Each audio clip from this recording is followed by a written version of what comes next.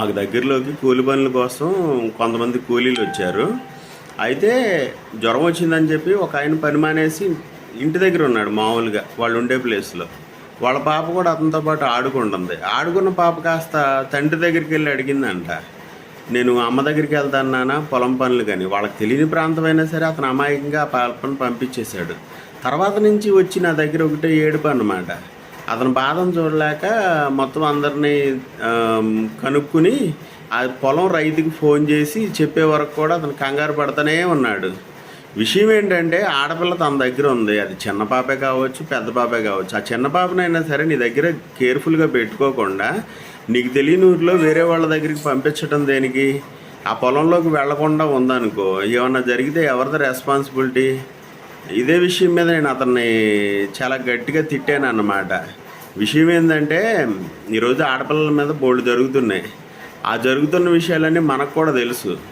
మన పాప అని తెలుసు, మన పాప కొత్త ఊరికి వచ్చిందని తెలుసు. తెలిసిన ప్రాంతంలో మళ్ళీ నువ్వు కొత్తగా వెళ్ళి కొత్త సమస్యలు తెచ్చుకునే కంటే పాపని నీ దగ్గరే కూర్చోబెట్టుకుంటే పోయేదిగా అని చెప్పి. కానీ ఆ సమయంలో ఆ తండ్రి కళ్ళల్లో నీళ్లు చూశాను. చాలా బాధపడ్డాడు అన్నమాట. ఆ రైతుకు ఫోన్ చేసి అక్కడే ఉంది పాప అని చెప్పే వరకు కూడా. సాయంత్రం మళ్ళీ అతని దగ్గరికి వచ్చిన తర్వాత కూడా సార్ కూడా నన్ను తిట్టాడు, నువ్వు ఎందుకు వెళ్ళావమ్మా అని చెప్పి కూతుర్ని పట్టుకుని ఏడ్చేశాడు. కేర్ఫుల్గా ఉండండి ఆడపిల్లల విషయంలో. మగపిల్లలు అంటే కొంచెం నయం అనుకోవచ్చు, ఆడపిల్లల మీద చాలా జరుగుతున్నాయి కదా. తెలియని ప్రాంతానికి వెళ్ళినప్పుడు కూడా ఆడపిల్లని మన ఇష్టానికి వదిలేయటం ఎందుకు? ఇది మీకు చెప్పాలనిపించింది, చెప్పా. విషయం ఏంటంటే చిన్నపిల్ల పెద్ద పిల్లని కాదు కదా, అది ఏ రోజు ఎలా ఉంటుందో తెలియదు. మన టైం బాగోలేదనుకోండి, తాడు కూడా పామై కరిసిద్ది.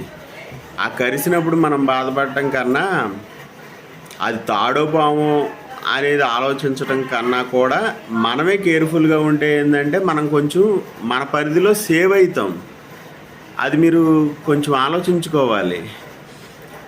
వేరే ప్రాంతానికి వెళ్ళినప్పుడే కాదు, మన ఊరిలో ఉన్నప్పుడైనా సరే, మన దగ్గర వాళ్ళకి వెళ్ళేటప్పుడైనా సరే ఆడపిల్లల్ని ఎస్పెషల్లీ మనం దగ్గర పెట్టుకుని కొంచెం మనతో పాటు తీసుకెళ్ళటమో, లేదంటే మనకు తెలిసిన వాళ్ళ ద్వారా పంపించడమో, పలానా చోట ఉందని కన్ఫర్మ్ చేసుకోవడం అనేది చాలా మంచిది.